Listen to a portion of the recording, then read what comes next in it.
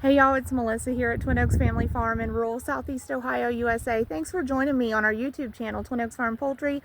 It is April 6, 2024, and we're doing a show, tell, and share on the farm right now. Thanks so much for joining us. Going to show you some everyday items that we use in our day-to-day routine.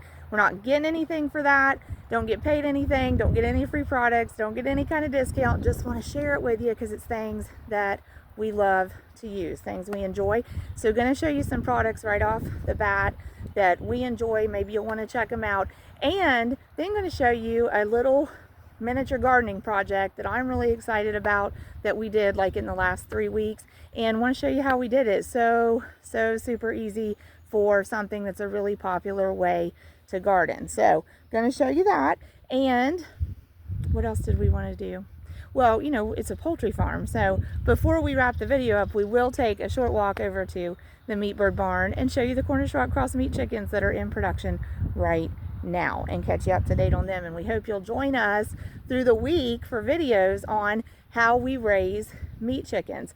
Yesterday's video, I was telling y'all some sayings that I've heard, you know, all my life that I really like. That one, we always heard, food in the pantry is like money in the bank. And then more recently I heard raising your own food is like printing your own money. And so, you know, doesn't matter whether we call it the meat bird barn, the food factory, or the printing press, definitely is a way to know where your food came from. And even if it's not cheaper than things you can buy like at a supermarket, you get a lot of value for the money that you invest when you raise your own food, because you know how it was raised, you know what was put into it, and it had love put into it to produce it. And you know that care comes through in the product, in the outcome of it. So let's start right away looking at some of these fun products. It's a beautiful day in Southeast Ohio, y'all. April 6th.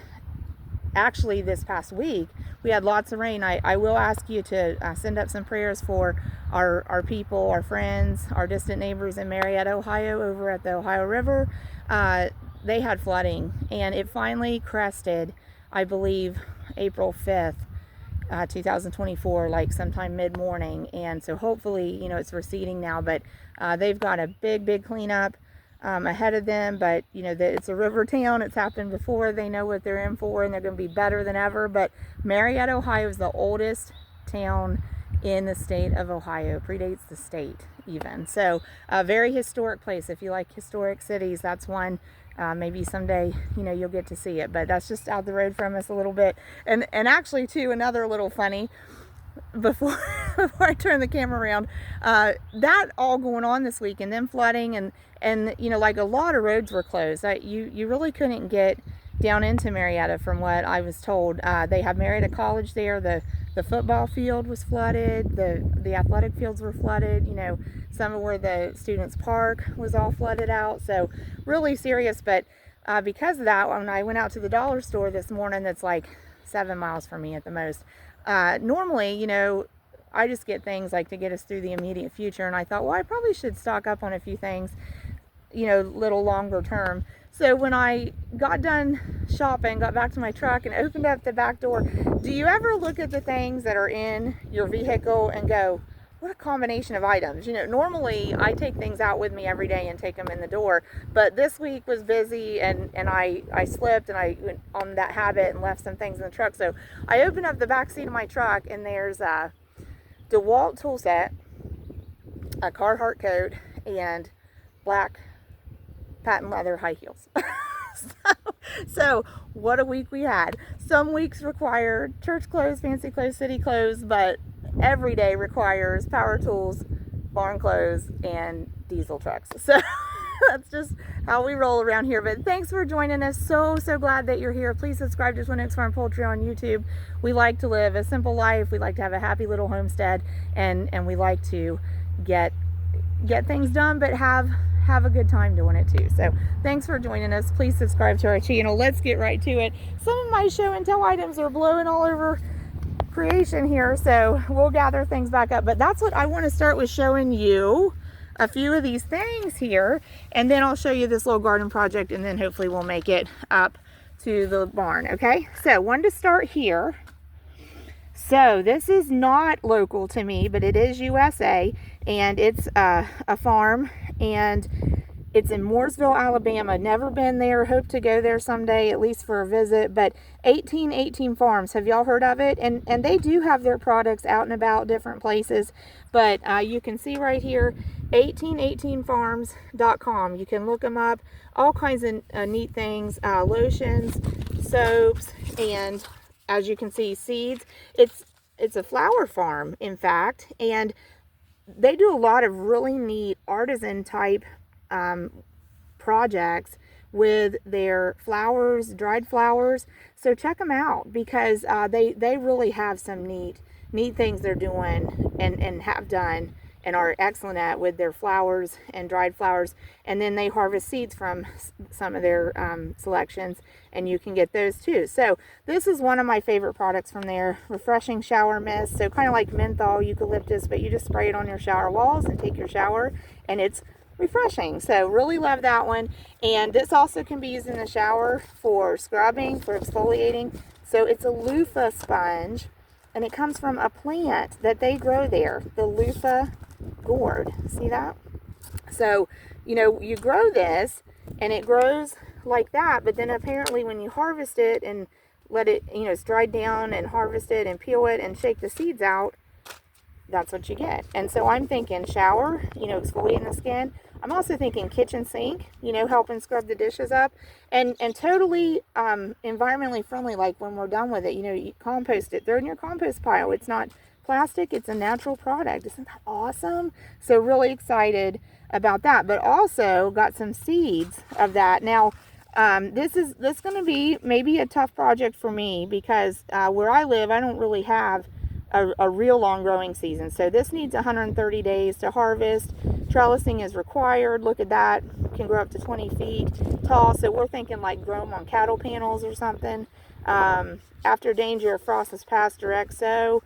Seeds can be started indoors a few weeks before the last frost. Probably need to do that in my case. Start them, and I may be too late already, but probably need to start them indoors. But then I also think I've read that maybe they don't like to be transplanted. So, you know, maybe I need to think to start them in something that we can pop that right into the ground and let them just keep growing. So anyway, loofah gourd, let us know if y'all have grown these. But I think a lot of good instructions online on different platforms, you know, for tips and pointers on growing those. But I'm really excited about that. I want to do that. So maybe this year, you probably caught, you could see they were packed for 2023 and I didn't get it done. So maybe this year. And also got some Cosmos from them.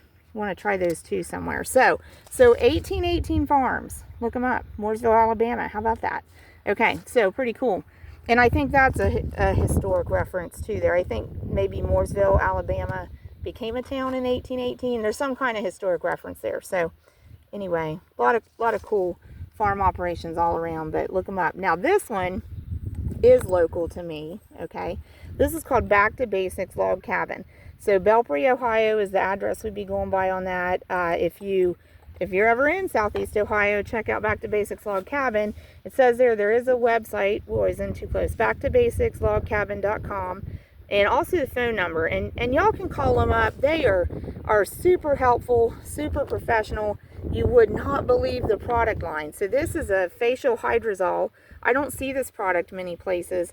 Their products are high quality, and I trust them to be like not toxic, not full of additives, not full of chemicals. This is just one of their soaps, honey and lavender. They have plethora of varieties of soaps.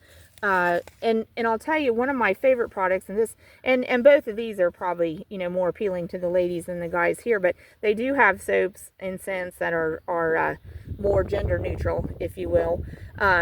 And soaps that do good things, you know, in our hygiene routines. So anything you're looking for, you probably can find a soap, the perfect soap for your need, from Back to Basics Log Cabin. But one of my favorite products, and this will definitely be more preference to the ladies.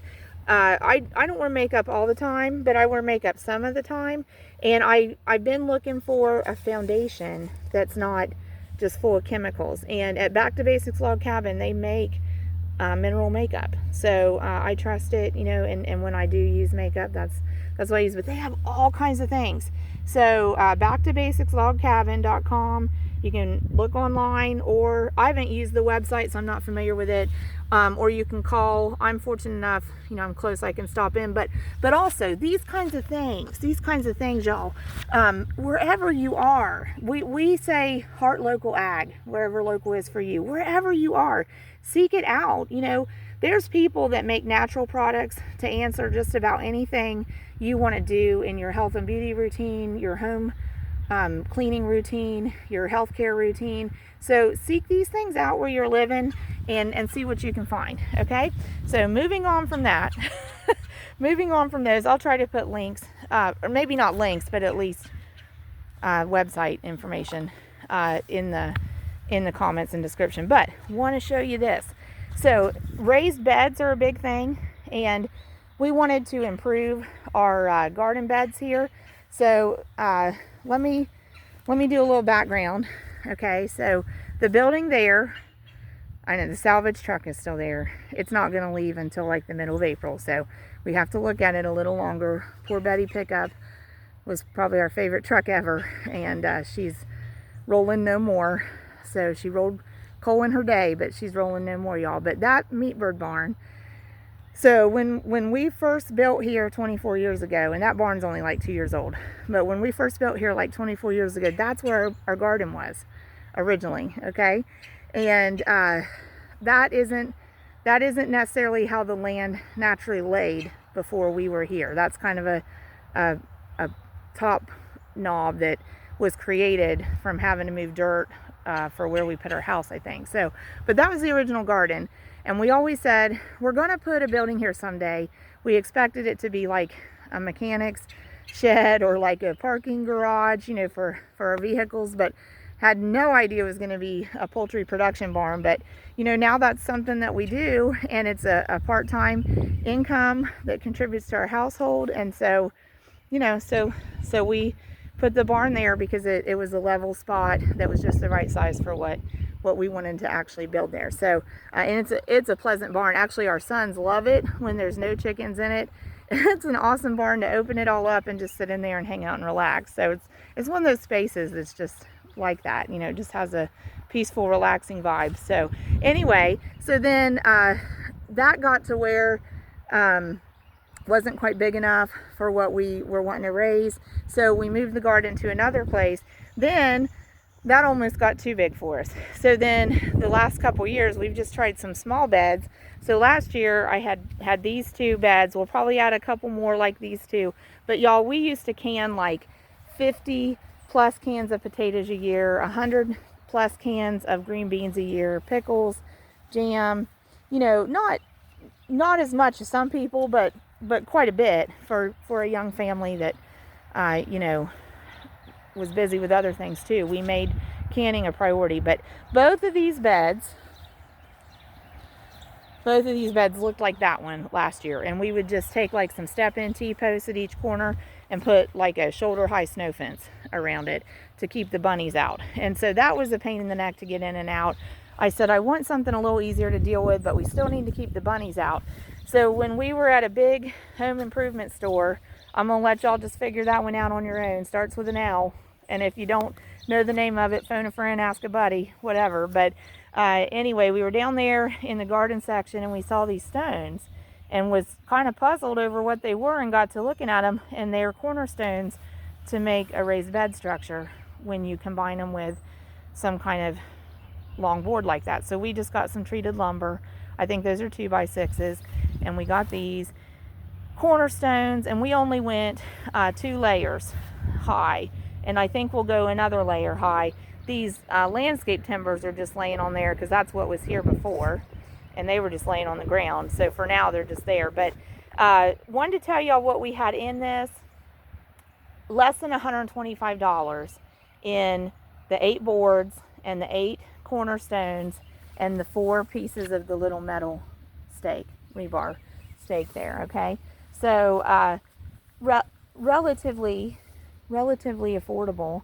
I just wanted something to keep the bunnies out. I think we will put some more planting medium in this. We used some old chicken compost that's about a year old, and we'll put some planting medium in it, mix it together, but probably still going to cover it with like a weed barrier for this year, and then just maybe do some container plants on top of it or something. But hey, so if you have any questions about that, let me know, okay? But I think we'll go one more high. But each side, the treated boards there, we had $15 per side, so they were like $7.50 a board. The stones were maybe around $4 a stone, and then whatever the stakes were in tax. So altogether, it was probably around 120 bucks. But anyway, so what do we got growing? So in these, we've started some sunflowers. So this one has, I don't know if y'all can see them. See them coming through? Okay. And I'll try to look, what kind are these? Pro-cut bicolor. So single stem sunflowers, pollenless, to prevent pollen shed for bouquets. So I think that's why the seed coatings were like a blue color. They were kind of marked for that. Here's another sunflower, ring of fire. I think I'm going to close his tops back up because it's not super warm. I thought the sun was going to shine. So we got some of them coming through, and I think this is more of the pro cut.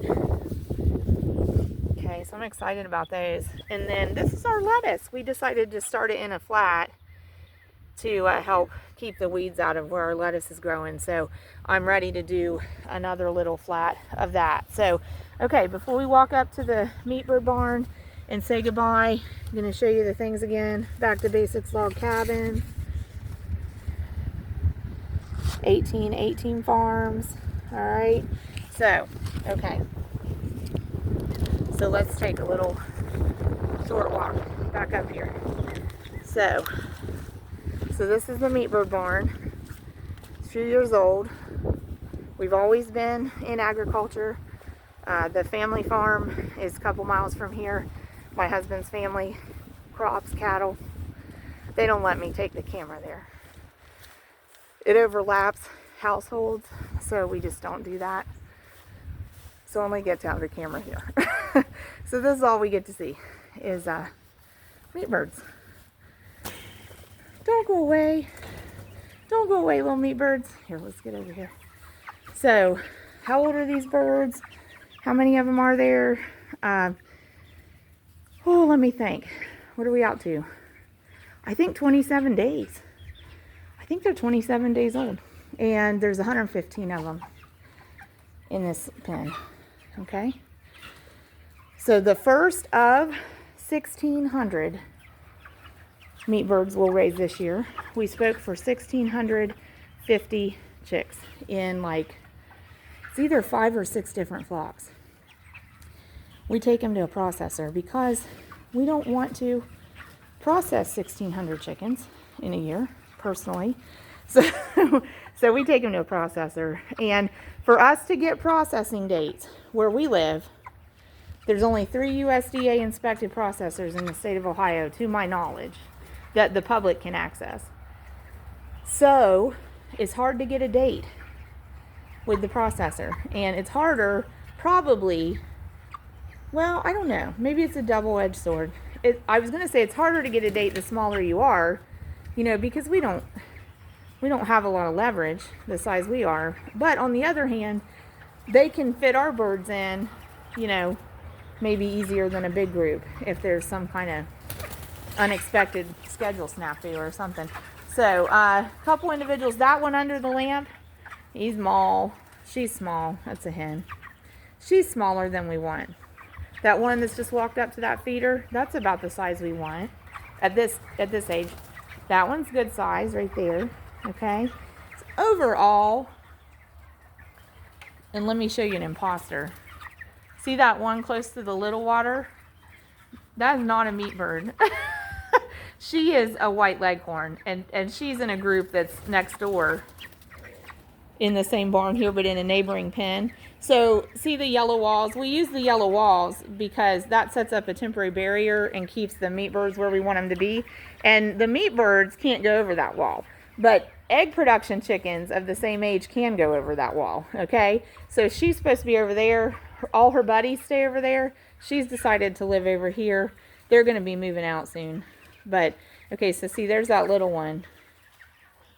Yeah, and it really wasn't a runt, but now, you know, now everybody else is outgrowing it. So, anyway, that's the only one over here on this side that is a noticeable size difference that didn't keep up with uniformity of growth with this flock. But good uniformity of growth across the flock for the most part. We have about 9 or 10 days left, so we're going to keep putting the feed to them. They're going to grow quite a bit. Look how little that one is.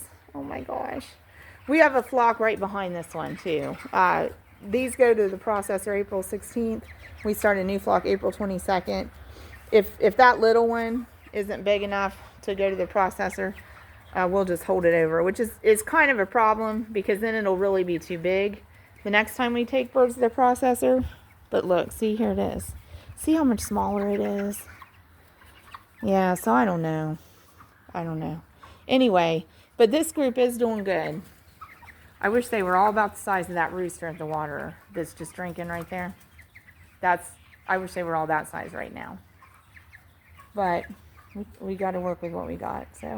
So anyway, but I hope I finished that thought. For us to get a processing date, they aren't going to fight. It just looks bad.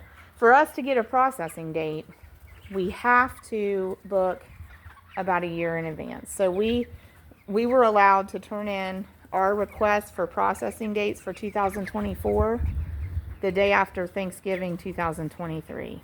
That's when the processor needed our processing date request for 2024. So like we've got late summer and fall processing dates. We set those up fall of 2023, a year in advance. So, but that's what it is for us to get into a processor. So, hey, I'm going to wrap it up. Thanks for joining us. Visit me again in the Meat Bird Production Barn and at Twin Oaks Farm Poultry. God bless y'all.